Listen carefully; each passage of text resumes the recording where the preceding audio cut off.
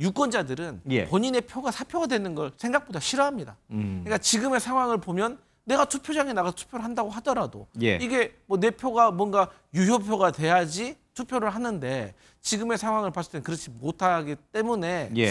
저는 이제 한동훈 전 대표를 지지하는 어떤 유권자나 당원들이 얼마나 투표장에 나갈까라고 생각을 하고 그래서 저는 그렇게 뭐 친한계를 지지하시는 분들이 뭐 물론 그럼에도 불구하고 선택을 한다고 하면 김문수 후보자께 조금 더 표를 더 줄 것 같긴 하지만 예. 뭐 그렇게 큰 어떤 의미 있는 표는 행사하지 않을 것 같다. 저는 그렇게. 한 전 대표도 책임론에서 자유로울 수는 없어요. 왜냐하면 물론 안철수 의원이 조경태 단일화를 거부했기 때문에 예. 당신도 책임이 있다라고 얘기할 수 있지만 단일화 안 했다고 정치적 책임을 묻긴 그래요. 근데 다만 가장 그래도 혁신과 쇄신에서 지분이 크다고 생각했던 한동훈 전 대표가 이번에 사실 라방 정도하고 호남 한번 방문하고 그다음에 뭐 패북 통해서 단일화 뭐 혁신연대 해야 된다 얘기하고 근데 누가 보더라도 이거 적극적이지 않았어요. 예. 그리고 뭔가 본인이 나서서 이거 좀 혁신파 쇄신파들을 결집시키고 하는 그런 좀 카리스마 안 보였고 또 이번 전대에 가장 출마하지도 않았던 점이 가장 큰 이유는 어쨌든 이번에 당선 가능성이 없었다고 생각했기 때문에 안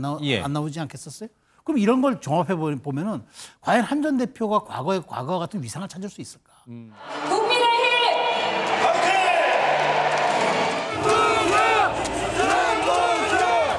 어느 분이 당대표가 되고 누가 최고위원이 되든지 우리 모두는 하나로 뭉쳐서 다시 국민 속으로 들어가서 국민들의 신뢰를 회복해야 된다고 생각합니다.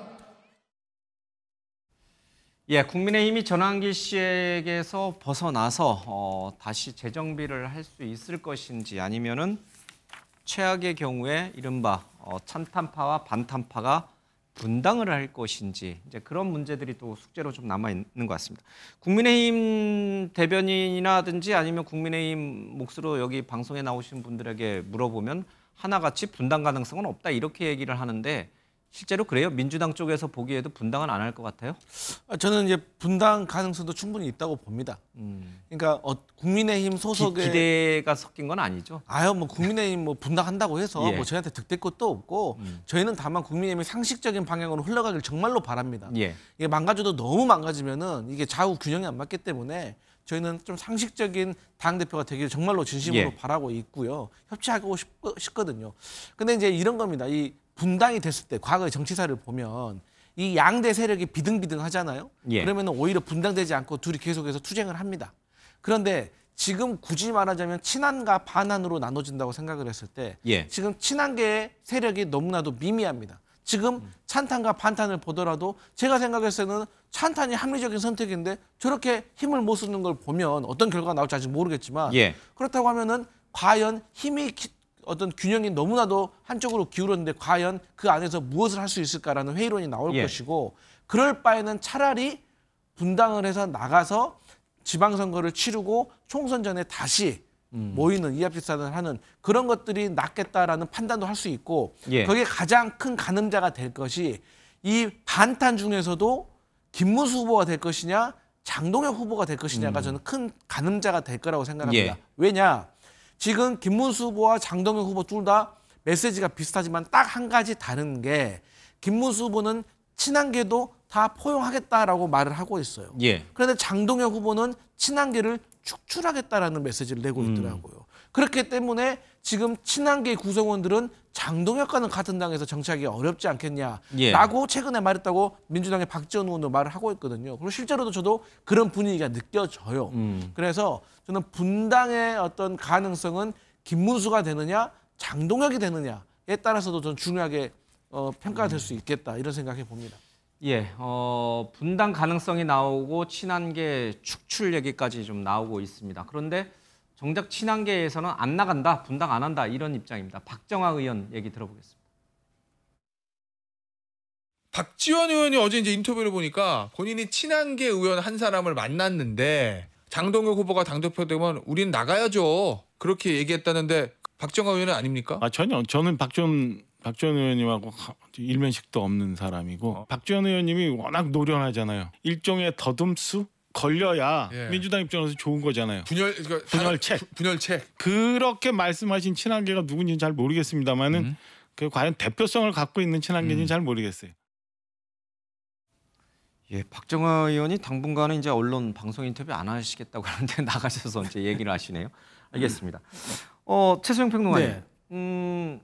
기본적으로 우리 궁금한 게 하나 있습니다. 네. 우리 시청자분들도 기억하겠지만 장동혁 후보는 이 한동훈 전 대표가 비대위원장 할 때 당 사무총장이었잖아요. 측근이었잖아요. 측근이었죠. 그리고 계엄 당일날도 함께 했고. 네.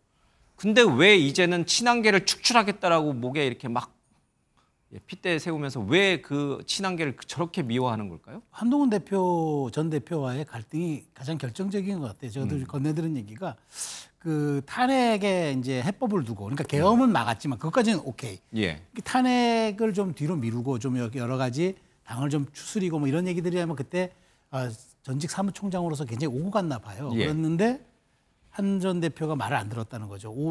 자기 말을 안 들었다. 고집만 피워서 가서 뭐 장 의원이 몇 번 이렇게 건의도 하고 만났는데 예. 뭐 그때 뒤돌아서는 사진 하나가 많은 것을 또 상징한다고 또 그렇게 분석하는 분들도 예. 있잖아요.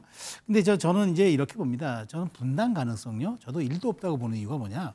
친한계가 당을 뛰쳐나오려면요. 당이 출당을 시켜줘야 돼요. 왜냐하면 지금 지역구 의원이 몇 없어요. 예. 지금 친한계로 불리는 지역구 의원 몇이다 됩니까?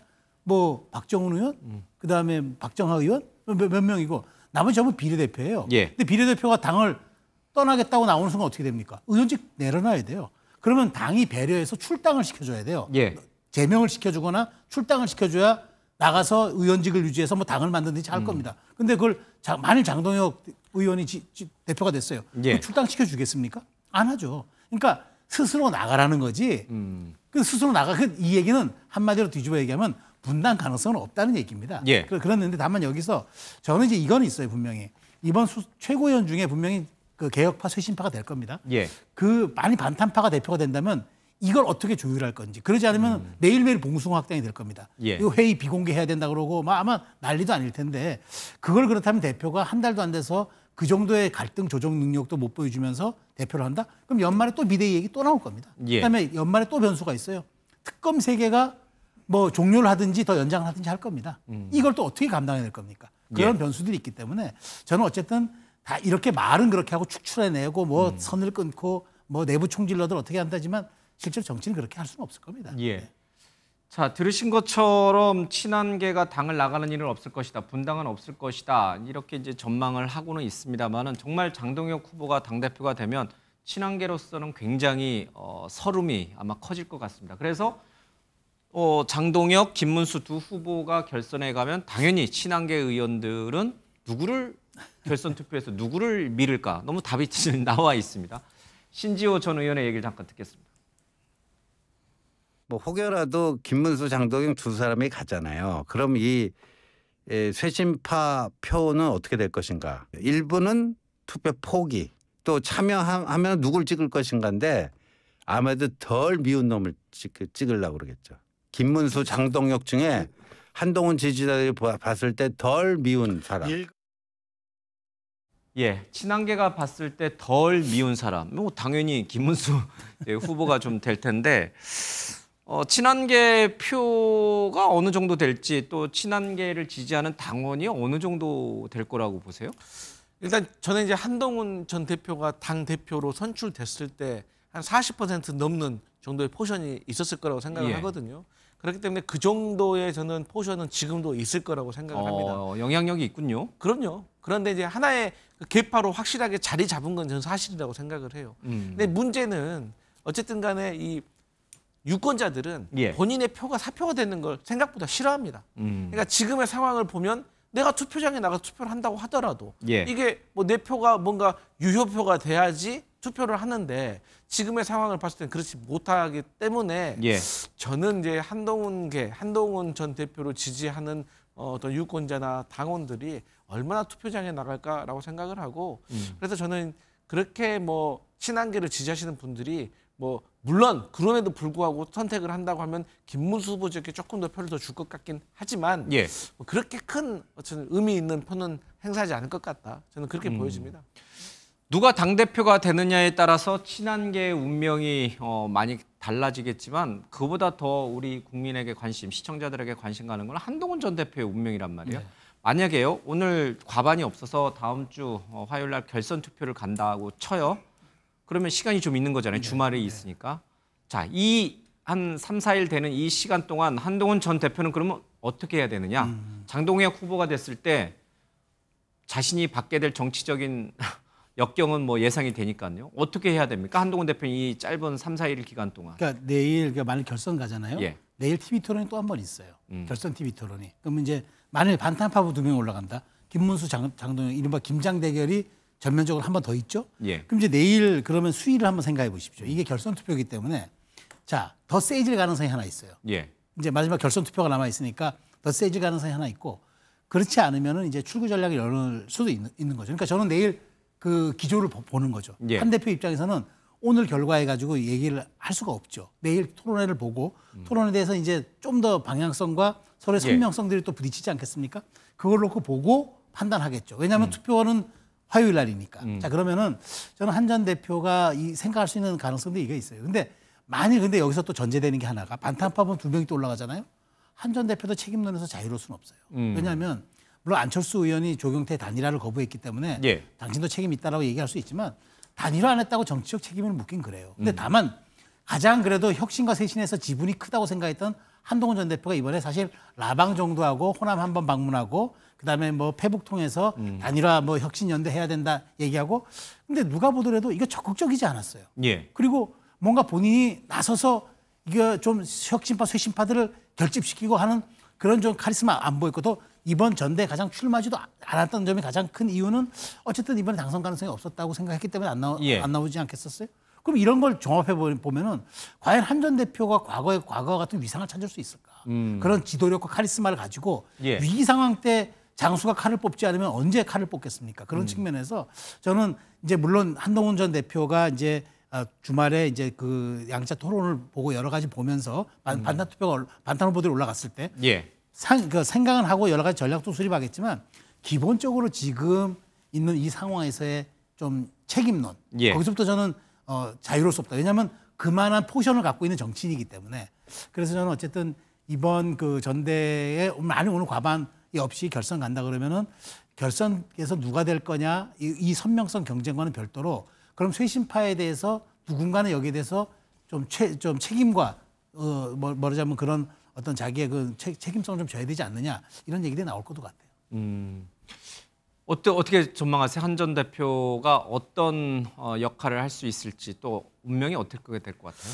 일단 우리 최소영 평론가님 말씀하신 거에 제가 일정 부분 동의하는 부분이 이번 전당대회에서 찬탄파가 실패를 한다면 좋지 않은 성적을 거둔다고 하면 한동훈 전 대표에도 타격이 있고 책임론이 있을 겁니다.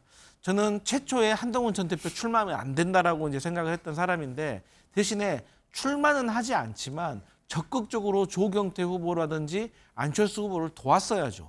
그런데 초반에 어떤 얘기들이 돌았냐면 조경태 후보가 한동훈 전 대표하고 확실하게 상의를 하고 합의를 하지 않은 상태에서 먼저 출마 선언을 했다. 그래서 한동훈 전 대표는 본인도 출마를 할 가능성이 아직도 남아있는데 조경태 후보가 저렇게 출마 선언을 해버리니까 쉽게 말해서 화가 났다. 라는 또 의견들이 있었거든요. 근데 저는 그게 맞다고 봐요.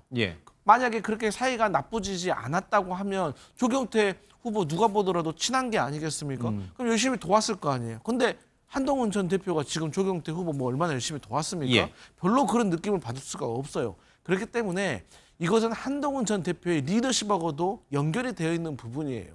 이게 만약에 설사 그런 히스토리가 있다고 하더라도 그건 그거고 대의를 위해서 본인이 본인 선거보다 더 열심히 몸을 던져야죠. 그래서 당선시키려고 노력을 했었어야 되는데 그런 모습을 보이지 않고 조금 방관하는 듯한 모습을 봤을 때 저는 여기에 대해서 내부적으로 평가가 있을 거라고 생각하고 이러한 모습들에 때문에 과거에 장동혁 의원과도 조금 불화가 생긴 것이 아닌가라고 저는 조심히 예상을 해볼 수도 있다. 그래서 저는 한동훈 전 대표가 나머지 기간만 결선이 된다고 하면 뭐 어떤 식으로든지 간에 본인들과 뜻을 같이 하는 사람들 잘 규합을 해서 질 때 지더라도 사실 적게 지는 법을 배워야 되는 거거든요. 그래서 이러한 모습들을 좀 한동훈 전 대표가 좀 보여줄 필요가 있어 보인다 이런 생각합니다.